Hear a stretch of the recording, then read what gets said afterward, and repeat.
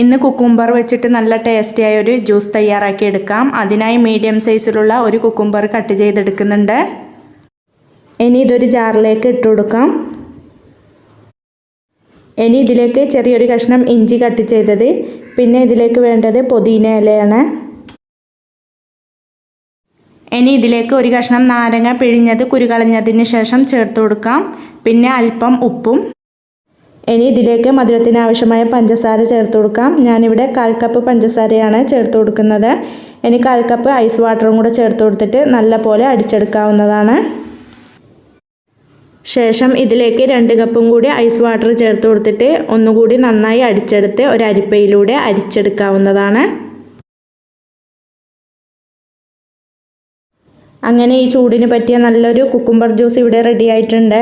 എല്ലാവരും ട്രൈ ചെയ്ത് നോക്കാനും ലൈക്ക് ചെയ്യാനും കമൻറ്റ് ചെയ്യാനും സബ്സ്ക്രൈബ് ചെയ്യാനും മറക്കല്ലേ. Thank you for watching.